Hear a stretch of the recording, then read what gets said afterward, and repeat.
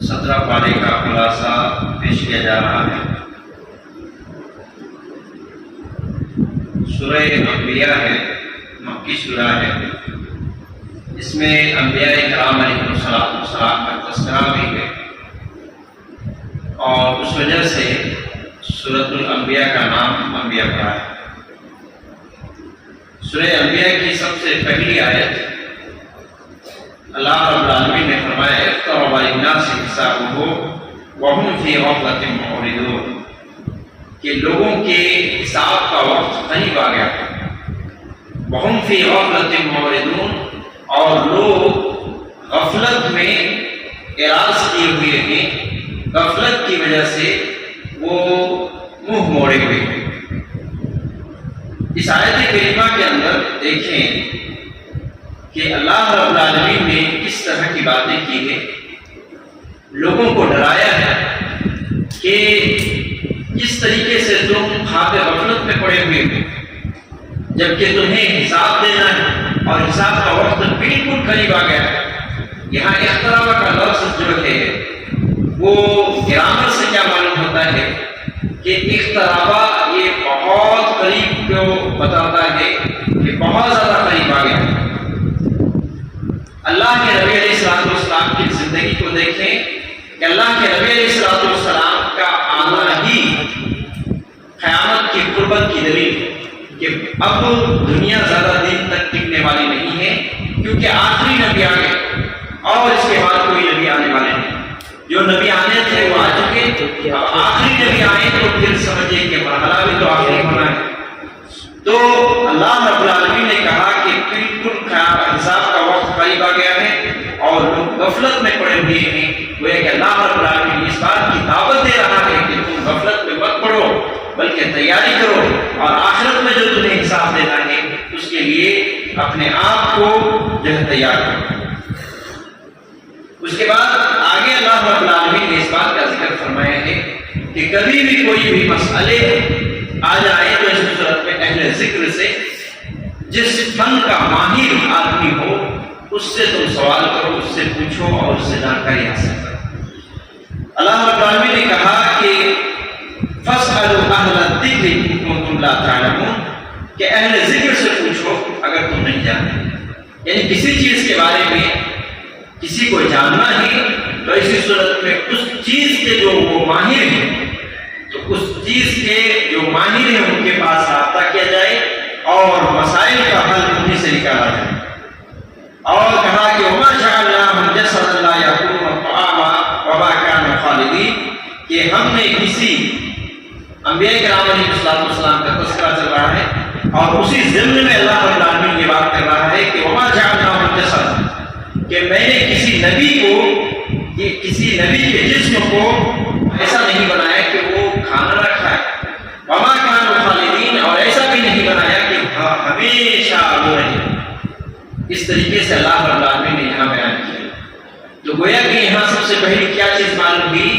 کہ ہمیشہ کی جو زندگی ہے صرف اور صرف اللہ رب العالمین کی زندگی ہے، وہی اول ہے اور وہی آخر تک باقی رہنے والا ہے۔ وہ اللہ رب العالمین کی ذات جو کبھی بھی اتنی پاورفل ذات ہے کہ مرنے کی تو بڑی دور کی بات ہے، اللہ رب العالمین نہ سوتا ہے اور نہ سونا یہ بھی اس کے لیے بڑی بات ہے، بلکہ اونگتا بھی۔ جب سے اللہ رب العالمین ہے،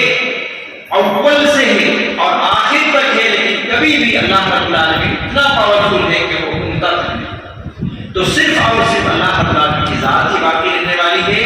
اور اس کے علاوہ اللہ رب العالمین نے کسی کو اس دنیا کے اندر ہمیشہ کی زندگی نہیں عطا کی۔ لہذا جو لوگ خضر علیہ السلام کے تعلق سے یہ کہتے ہیں کہ وہ اب بھی زندہ ہیں، تو یہ بات غلط ہے،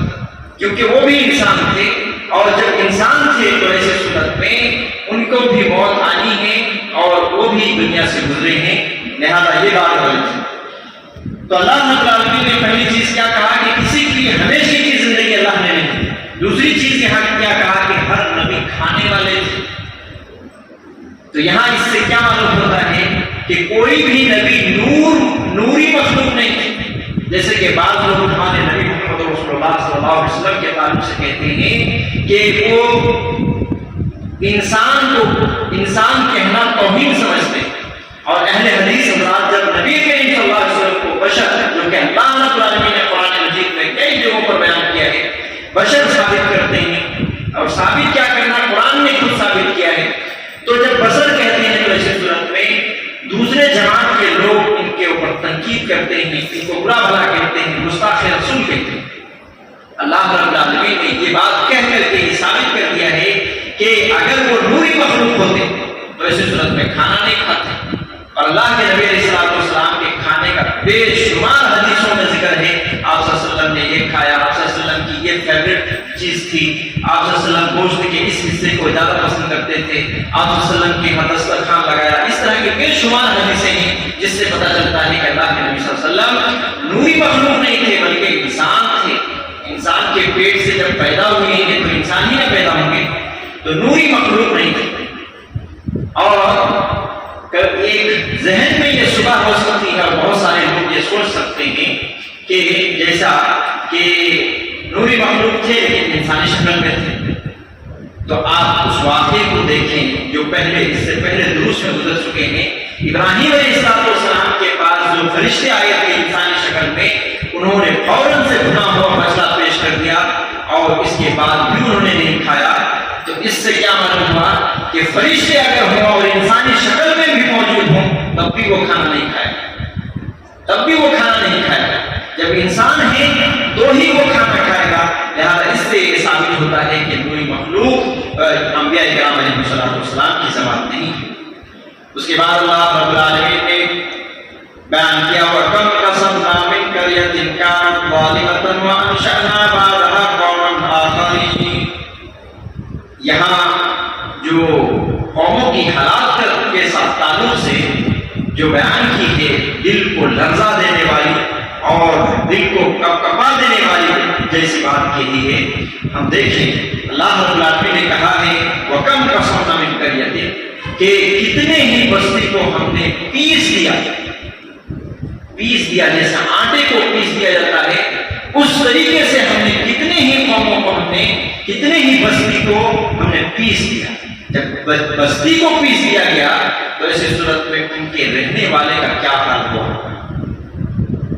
تو اللہ رب العالمین نے کہا کہ ہم نے کتنے ہی بستی کو ہم نے پیس دیا، اور کیوں؟ کانت ظالمۃ، وہ ظلم کرنے والے تھے، ان کے ظلم کے سبب ہم نے ان کو پیس دیا۔ وَأَنشَأْنَا بَعْدَهَا قَوْمًا آخَرِينَ، اور اس کے بعد ہم نے دوسرے قوموں کو پیدا کیا۔ فَلَمَّا حَسُّوا بَأْسَنَا إِذَا هُم مِنْهَا يَرْكُضُونَ، اب جب انہوں نے ہمارے عذاب کا احساس کر لیا، عذاب آنے سے پہلے وہ بھانپ لیا، احساس کر لیا کہ اب عذاب آنے والا ہے، إِذَا هُم مِنْهَا يَرْكُضُونَ، تو وہ بھاگنے پر آمادہ ہو گئے، وہ بھاگنے لگے۔ لیکن اللہ رب العالمین کا جب عذاب آ جاتا ہے تو کون بچ سکتا ہے؟ اللہ رب العالمین نے فرشتوں کو مقرر کر دیا تھا، لا تطردوا، جیسے ہی بھاگ نکلے آگے طرف فرشتے موجود ہیں، فرشتے کہتے ہیں لا تطردوا، بھاگو نہیں،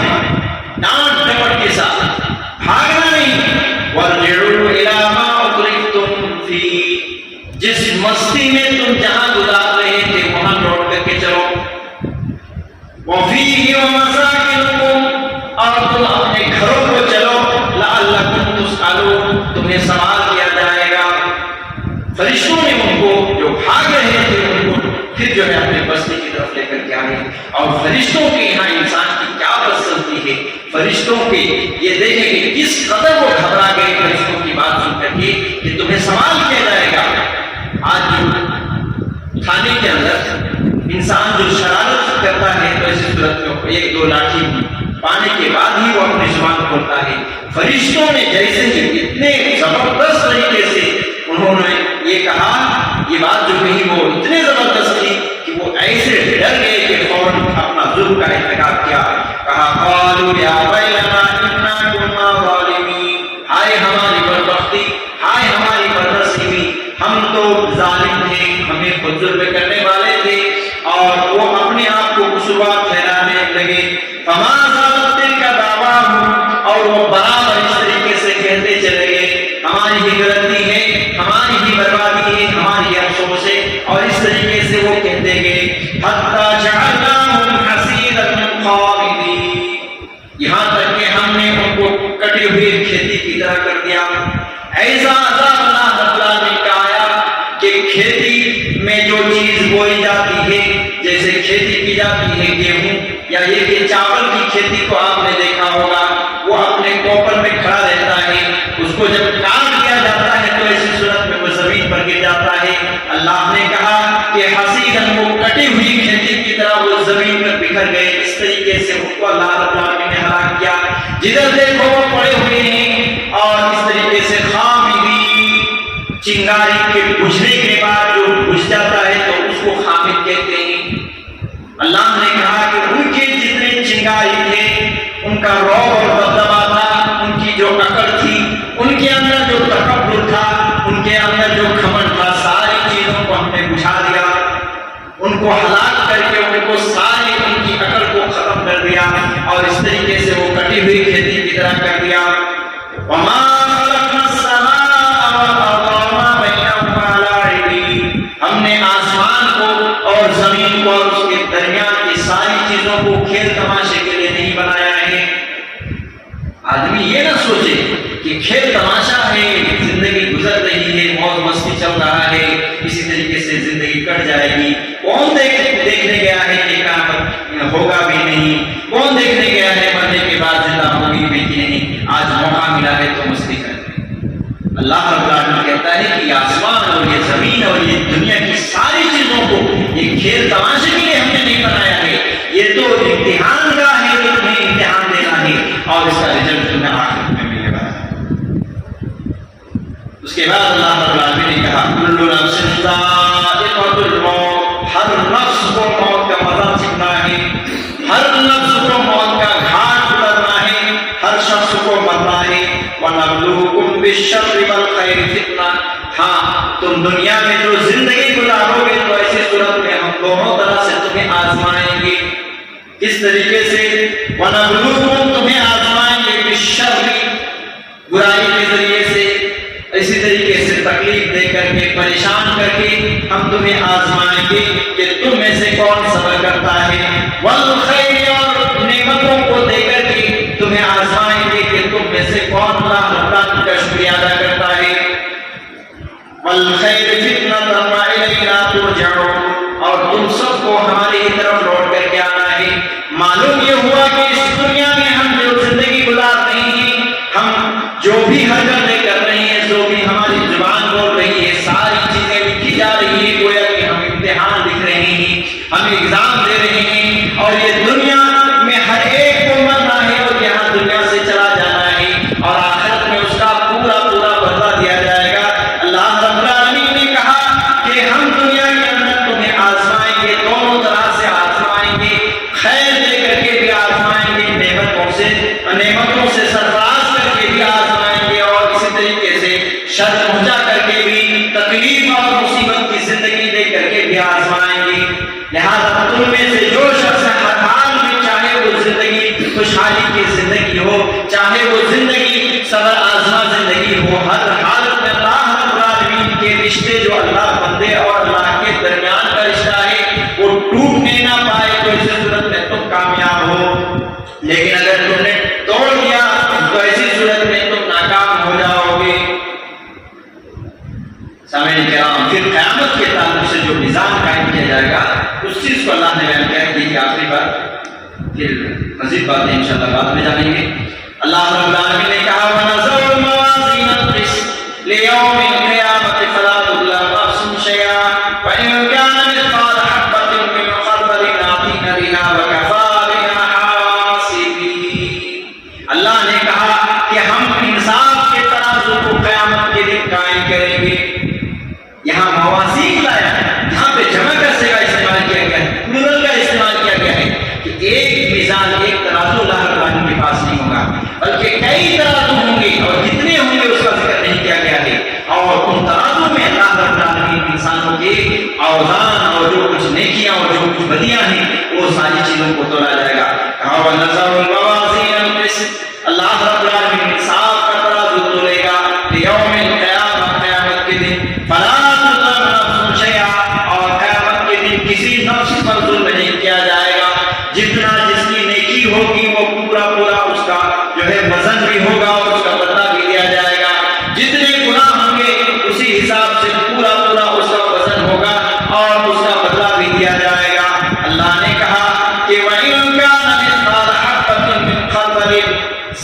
کے دانے کے برابر، رائے کے دانے کے برابر اگر کوئی گناہ یا نیکی کیا ہوگا تو اس کو بھی اللہ رب العالمین لائے گا، آتینا بہا، اس کو بھی لائے گا اور اس کو بھی تولا جائے گا۔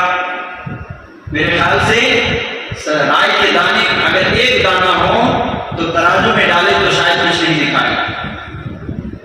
نہیں دکھائے گا کچھ۔ اللہ رب العالمین کا ترازو ایسا حساس ہوگا کہ ایک رائے کے دانے کے برابر بھی اگر کوئی کسی نے نیکی کی ہوگی تو اس کو بھی وزن کیا جا سکتا ہے، اور ایک رائے کے دانے کے برابر اگر گناہ کیا ہوگا تو ایسے تو اس کو بھی ناپا جا سکتا ہے۔ یعنی کہ پورا عدل اللہ رب العالمین قائم کرے گا، کسی پر بھی ناانصافی نہیں کی جائے گی، جس طریقے سے جو حقدار ہوگا تو اسی طریقے سے ان کو دیا جائے گا۔ اور کہا وَكَفَىٰ بِنَا حَاسِبِينَ، اور ہم حساب لینے میں لوگوں کے لیے کافی ہیں۔